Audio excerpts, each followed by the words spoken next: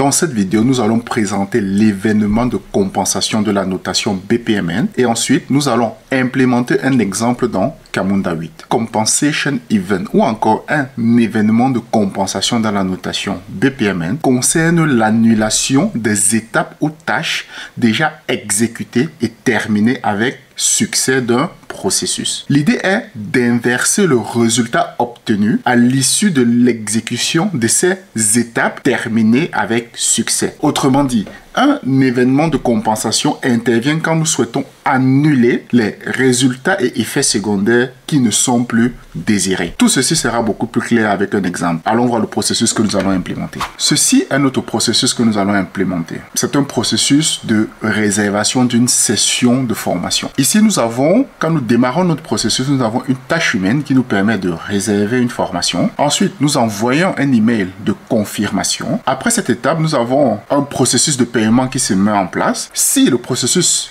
se termine avec succès, nous envoyons les ressources pour la formation. Dans le cas contraire, nous allons déclencher, lancer un événement de compensation ou encore un compensation event. Ceci est ce que nous appelons un intermediate event. Quand nous lançons cet événement de compensation, il va en fait déclencher l'exécution de cette tâche. Comme nous l'avons dit à l'introduction, l'événement de compensation permet en fait de se défaire ou alors de faire un rollback d'une action que nous avons déjà fait précédemment. Dans notre exemple ici, nous avons envoyé l'email de confirmation pour la réservation d'une session de formation. Mais plus tard dans notre processus, nous avons eu une erreur dans le paiement. Nous voulons donc envoyer un email d'annulation pour cette session de formation. Donc nous allons lancer un compensation event qui va être récupéré ici ou alors catché ici par ce qu'on appelle un boundary compensation event qui lui permettra d'exécuter en fait cette tâche. Donc cette tâche a pour objectif quelque part d'annuler l'action que nous avons posée ou exécutée avec succès précédemment. Allons implémenter notre exemple. Pour l'implémentation de notre exemple, il nous faut déjà le Camunda Modeler. Ici, nous allons faire ça avec le Camunda Desktop Modeler. Donc, il nous faut tout simplement faire télécharger Camunda. On ouvre notre navigateur et on va rechercher télécharger Camunda Modeler. Télécharger ou download Camunda Modeler. Et nous allons télécharger la version qui correspond à notre système d'exploitation. Donc, on le télécharge, ça vient sous forme de fichier zip. Il faut le dézipper. Moi, je l'ai déjà, je ne vais pas le télécharger une fois de plus. Il faut le dézipper et c'est parti. Pour l'exécution ici de ces tâches services, nous allons créer ce que nous appelons les job workers avec notre Spring Boot. Mais nous n'allons pas concrètement faire l'implémentation. Ici, c'est pour tout simplement voir comment tout ça se met ensemble. Donc, nous allons sur start.spring.io.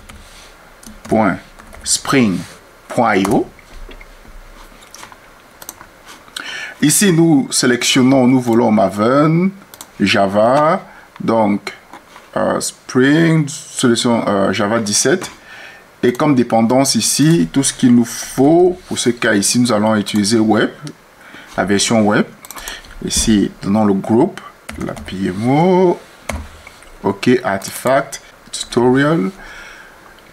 Ensuite, Demo Project for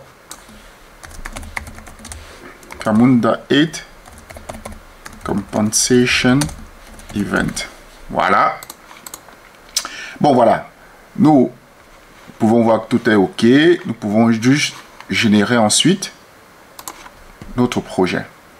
Donc, notre projet est généré sous forme de fichier zip. Nous allons ici retrouver notre projet que nous allons dézipper tout simplement, extraire. Nous avons notre projet ici qui est dézippé. Ce que nous allons faire, c'est l'ouvrir avec notre IDE. Moi ici, j'utilise IntelliJ. Nous allons où se trouve notre projet. Prenons le POM, nous allons l'ouvrir avec IntelliJ.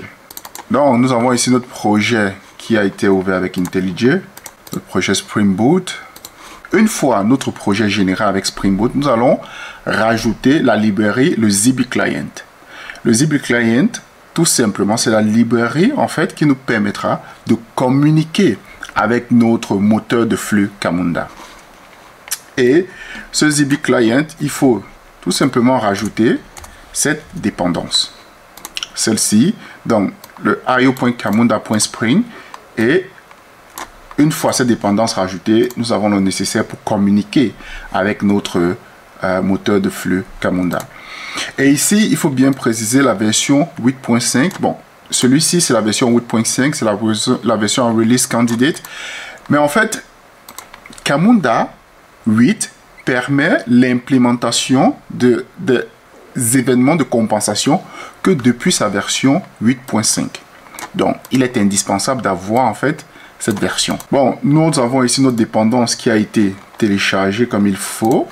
Tout est terminé. Donc, maintenant, ensuite, ce qu'il nous faut, c'est d'avoir Camunda 8 qui tourne en local. Si tu ne sais pas comment faire pour démarrer Camunda 8 en local, j'ai réalisé une vidéo à ce sujet. Je t'invite à aller la regarder et ensuite de revenir continuer ce tutoriel. Si tu as appris quelque chose jusqu'ici de cette vidéo, je vais t'inviter à laisser un like et surtout d'activer la cloche de notification. Ton avis compte énormément. Si tu souhaites que je réalise une vidéo sur les sujets tels que Java ou Camunda, partage-le en commentaire. Donc ici, nous avons notre Camunda 8 qui tourne en local. Nous avons Operate et Task List. J'ai également réalisé une vidéo concernant ces différents composants de Camunda 8. Je mettrai le lien en commentaire.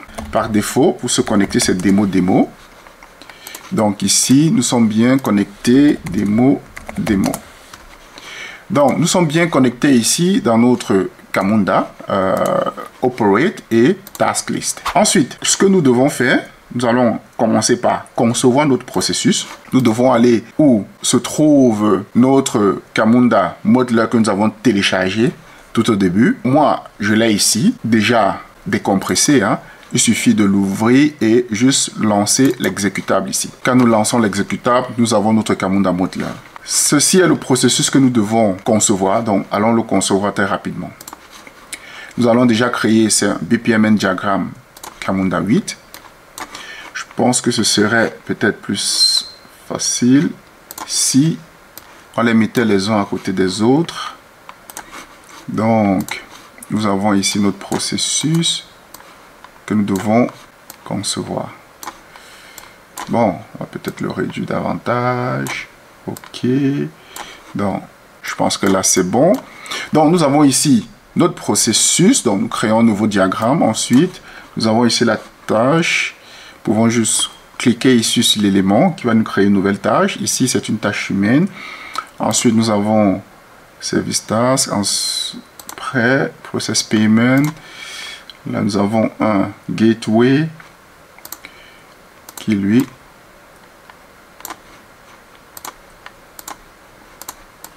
et une autre tâche ici. Ici, peut-être. OK. Nous pouvons prendre cet élément ici, là, et juste prendre moins de place avec notre processus ici. Et là, nous avons un end event. Là, par contre, nous avons un intermediate event. Nous allons créer un événement intermédiaire. Et ensuite, un end event. Voilà.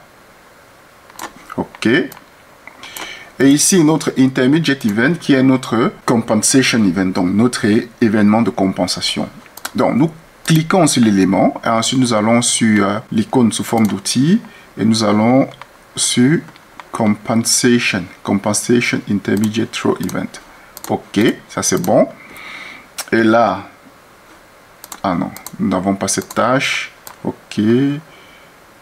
Ici, bon, OK, on va juste réarranger un tout petit peu. OK, voilà, là c'est bon. Ensuite, nous avons ici, c'était un tâche humaine, user task, qui était book et training session. OK, on a notre tâche humaine. Ici, nous avons une tâche service, un service task, qui est send confirmation email. OK. Et ici, notre tâche service qui est...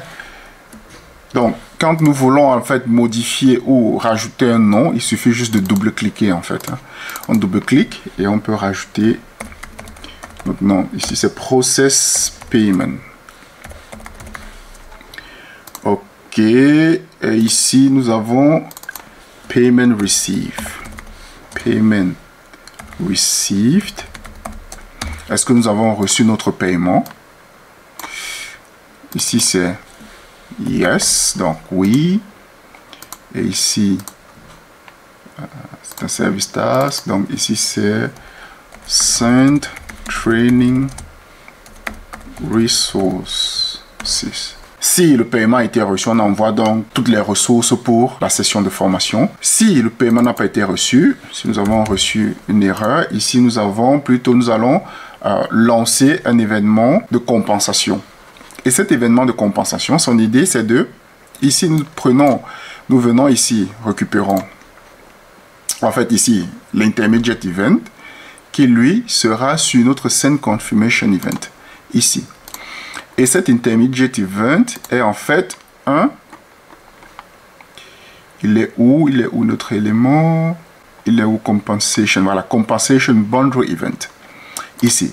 Donc, et on clique sur le truc. Donc, nous avons ici l'événement que nous allons déclencher ici, ou alors l'événement que nous allons lancer ici va être récupéré par là et exécuter cette tâche qui est Send Cancellation Email, qui est également une tâche service. Comme nous l'avons dit, ici, ce que nous voulons, c'est défaire ou alors faire un rollback de cette action, en fait, qui a été terminée. Nous avons envoyé un email de confirmation et ensuite, plus loin dans le processus, nous avons eu une erreur dans le paiement. Et nous voulons donc quelque part faire un rollback ou alors faire une action inversée de l'action qui a été terminée avec succès. Là, nous avons conçu notre processus, nous avons modélisé. Maintenant, il faut rajouter des éléments de configuration. Ici, nous allons dire que c'est une Camunda Form. Je vais juste rajouter un formulaire ici, étant donné que ça sort du contexte de ce tutoriel. Nous n'allons pas concevoir un formulaire ici. Je vais juste rapidement présenter un formulaire qui a déjà été conçu. Et là, nous avons notre Send Confirmation Event. Nous pouvons dire ici là que chaque tâche service doit avoir un type. Donc, nous allons préciser le type ici qui est Send. Nous pouvons dire en fait plus qu'ici, tout ça en fait, ce sont des emails que nous envoyons. Vous voyez, on peut juste dire, rajouter en fait un élément qui permettra de différencier ces différents service tasks. Plus qu'ici, en fait, on envoie un email. Ici, on envoie un email. Et également, là, ça sera l'envoi d'un email avec les différentes ressources pour la formation. Donc, ici, on va dire que c'est un send email. Donc, ça, c'est la task definition. C'est pareil ici. Nous envoyons un email. Ici également, nous envoyons un email. Donc, c'est un send email. Maintenant, pour différencier ici, disons que ça, c'est un email de confirmation, nous pouvons faire ici ce que nous appelons rajouter un input. L'input ici, nous pouvons l'appeler email type, comme ceci, dit qu'en fait, c'est une confirmation. Donc, ça, c'est un string, tout simplement, confirmation. Et là, nous allons dire que l'email type,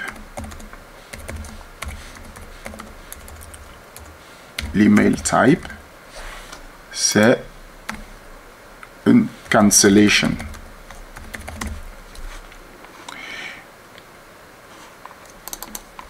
Et là, l'email type, c'est training resource. OK. Donc, reprenons très rapidement. Nous avons ici là un service, une tâche service, qui en fait tout ça, ce sont des envois d'email. Et ici, nous allons juste différencier avec le type d'email que nous voulons envoyer. Donc, ceci va être en fait évalué par notre job worker. Donc, cette information, si nous allons la recevoir dans notre job worker, Et en fonction du type d'email qu'il faut envoyer, nous allons envoyer soit une confirmation email ou alors cancellation email ou alors un email qui envoie les ressources pour la session de formation. Une fois fait ici, nous devons donner un ID ici à notre processus. Donc, comment pouvons-nous l'appeler? Nous pouvons l'appeler Booking, Training Session Booking. Voilà, je pense que c'est Training Session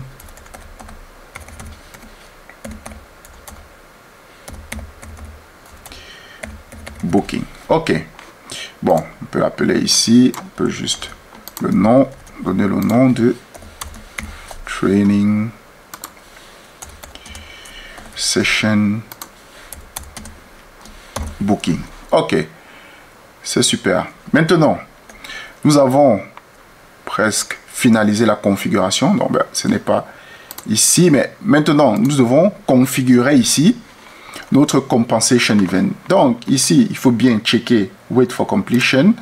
Ensuite, il nous propose directement, étant donné que nous avons déjà mentionné ici, en fait, le compensation boundary event ici, là, il nous propose directement, en fait, que cette compensation est liée à cette tâche. Donc, c'est bien send confirmation event. Donc, send confirmation event, c'est la tâche que nous voulons faire qui concerne notre rollback, si on veut. Nous voulons quelque part défaire l'action que nous avons fait à cette tâche. Qu'est-ce que j'ai fait? OK, ça c'est bon. On a rajouté. Et là, nous n'avons pas besoin de rajouter quoi que ce soit. Tout est bon. Maintenant, nous allons prendre un chemin ou l'autre. Bon, oui, il reste également celui-ci. Ce process payment. Donc, nous allons appeler process payment. Donc, ça, c'est notre type. Maintenant, ici, à notre gateway, donc ça, c'est un exclusif gateway. Donc, nous prendrons un chemin ou un autre. Là, notre condition, ce que nous pouvons dire ici, c'est que quand nous allons effectuer le traitement du paiement, nous allons renvoyer dans le contexte de notre processus une variable. Cette variable sera vrai ou faux, cette variable sera une booléenne qui dira si le paiement s'est terminé avec succès ou non, tout simplement. Donc ici, nous pouvons dire, donc pour définir cette condition-là, cette expression-là, nous pouvons appeler juste ici payment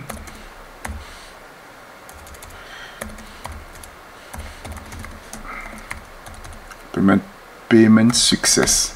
Voilà. Pour dire ici, en fait, on aura cette variable-là dans le contexte de notre processus. Ceci, ça sera un booléen. Donc, par défaut, ça, c'est le nom de notre variable. Et ici, si payment success égale false, ici, notre payment success est false. Donc, nous allons prendre ce chemin. Dans le cas contraire, nous prendrons celui-là. OK. Maintenant, nous pouvons juste sauver notre processus. Pour sauver notre processus, il faut le sauver. Donc, nous allons dans notre projet ici que nous avons généré.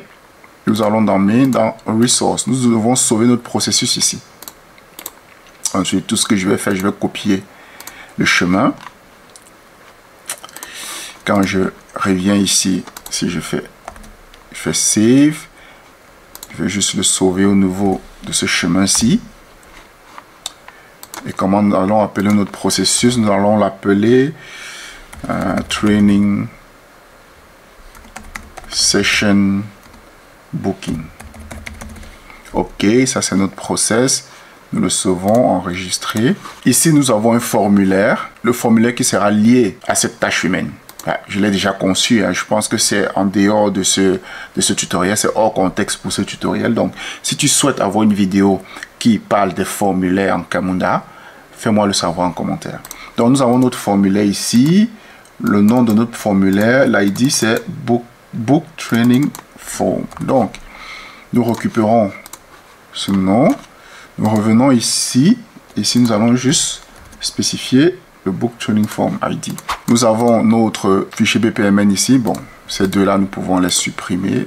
nous n'en avons pas besoin. Dans les propriétés de notre application, il y a 2 paramètres de configuration que nous devons rajouter. Je pense que tout est bon. Si nous démarrons l'application ici, nos process et le formulaire ici là, qui a déjà été conçu dans notre process et le formulaire ne vont pas être déployés automatiquement. Ce que nous voulons, c'est de le déployer automatiquement. Nous allons juste rajouter cette annotation add deployment qui en fait est une annotation, on peut voir bien de Zigbee client qui permet qui va parcourir en fait notre ressource ici et déployer tous les fichiers, tous nos processus en fait, tous les fichiers qui se terminent par .bpmn et par .form tout simplement. Donc nous pouvons démarrer ici maintenant notre application. Ok, on voit que notre application a bien démarré. Si nous allons maintenant au niveau de notre dashboard Operate Camunda, nous voyons aussi processus a été démarré. Donc, nous avons bien notre processus qui a été déployé. Allons démarrer une instance d'un processus. Donc, nous sommes dans notre task list. Nous faisons Start Process. Ok, notre processus.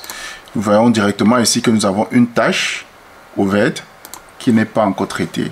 Mais si nous revoyons ici, nous voyons que nous avons bien une instance d'un processus et notre token ici se trouve à Book a Training Session, donc qui est une tâche humaine. Si nous revenons à notre tâche humaine ici, Book a Training Session, nous devons donc faire ça. C'est bien le formulaire que nous avons présenté précédemment. On fait assign, nous pouvons supprimer ceci. Faisons assign to me, précisons un nom. Ok, first name, Nifer. Select your training, par exemple, quelle formation tu veux. Est-ce que c'est Camunda 8 pour débutants, Camunda 7 pour développeurs Java? Allez, allons pour celui-ci.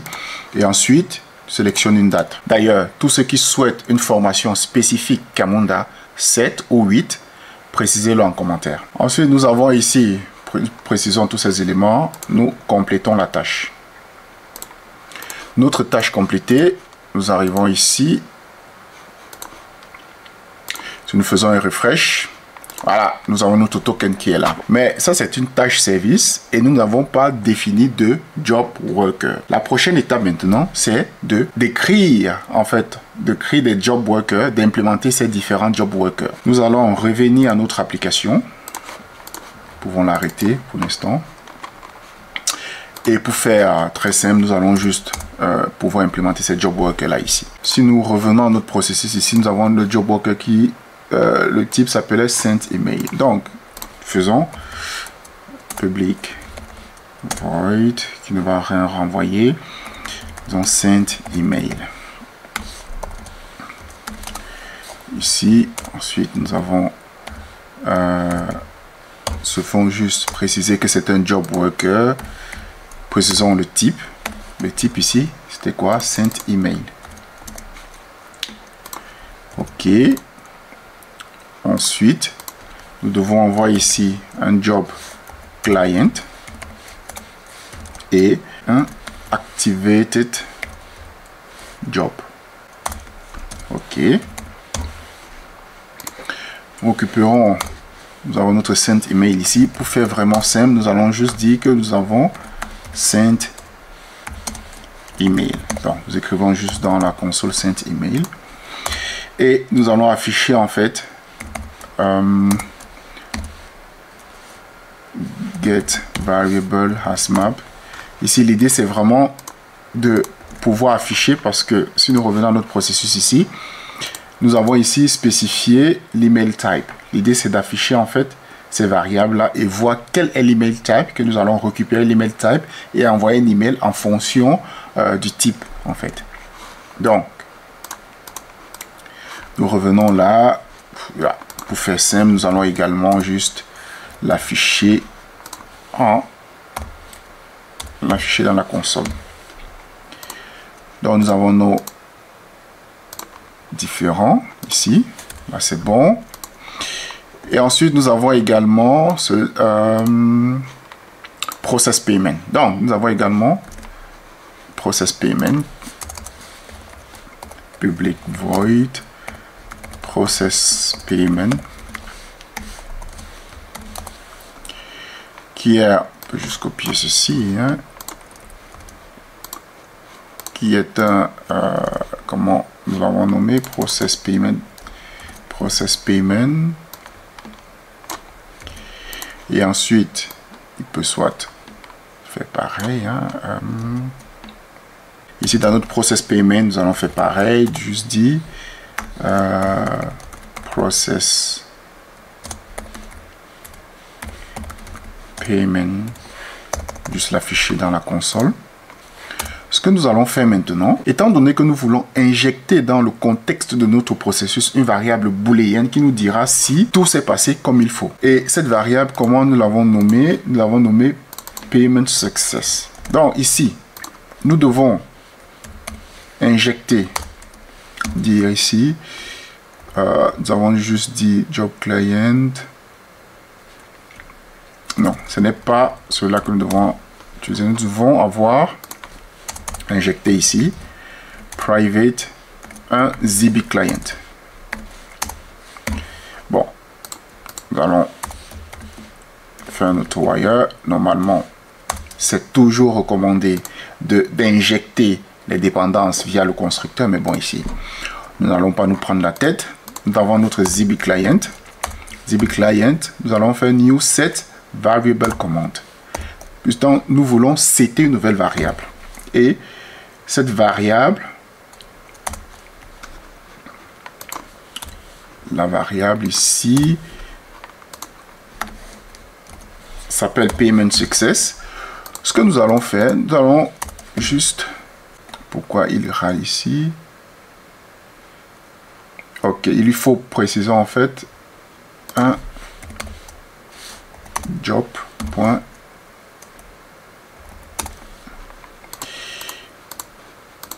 Il faut préciser en fait quel passer en fait la key du job ici, tout simplement, que nous recevrons ici. Payment variable success. Ensuite, nous allons juste créer quelque chose de qui va générer des variables aléatoires. Ici, nous allons avoir un random égale new random. Donc, nous allons juste private final. Ici, ce qu'il va faire, c'est générer de façon aléatoire une variable, un booléen. Voilà. Bon, ensuite, quel est le problème ici? Nous allons faire map.off.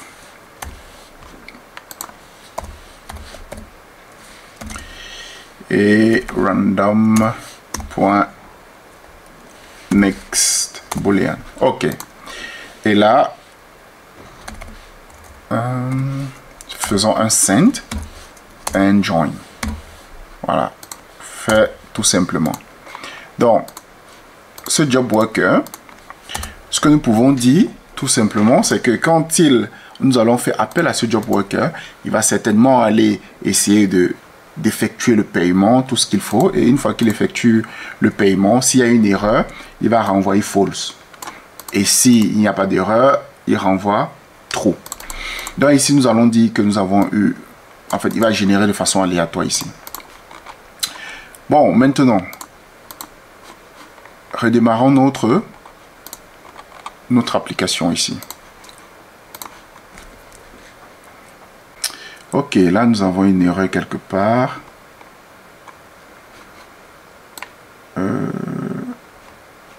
Ah, ok. Je crois que c'est ici. Element instance key. Donc, en fait, c'est get element instance key. Ok, redémarrons notre application.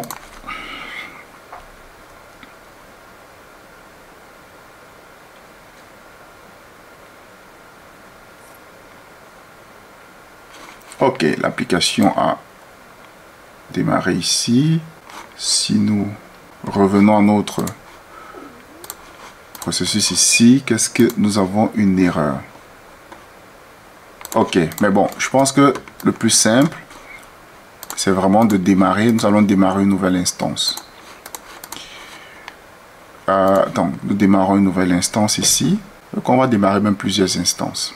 Nous allons démarrer une autre instance. Si nous revenons ici, voyons que nous avons une instance ici qui a book. Donc, si nous allons aux tâches, différentes tâches, je crois que c'est la plus récente là. Faisons assign to me, le nom. Là, celui-là, complete task.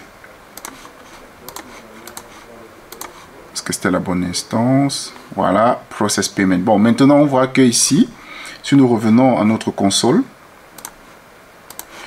ça c'est bien exécuté. Donc, le type email type, comme je le disais, parmi les variables, nous avons bien l'email type cancellation. Donc, une fois que nous avons l'email type, nous pouvons envoyer un email en fonction de l'email type ici. Voilà, tout simplement, on voit bien ici, là, en fait, send email type. Donc, il est bien entré dans process payment. Mais maintenant, dans process payment, ok, il a bien seté payment success. Donc, ici, voilà, nous pouvons voir, en fait, donc, il a bien, c'était bien false. Donc, on voit ici process payment false. Et il a donc pris ce chemin. Et il a donc lancé, triggeré ici notre événement de compensation qui a été catché ici. On peut juste le voir ici. Hein, quand nous voyons ici dans l'historique des différents éléments qui ont été déclenchés. Donc, nous voyons ici en fait. Hein, si nous revenons. Donc, voilà. Donc, lui, il est où? Flow node. Donc, voilà, ok. Nous voyons que cet élément a été déclenché. Ensuite, il a été catché par ce boundary event-là, qui a exécuté donc ce send cancellation email. Et enfin, nous avons terminé notre processus. Ceci conclut notre tutoriel. Si tu as apprécié, laisse un like et surtout, abonne-toi.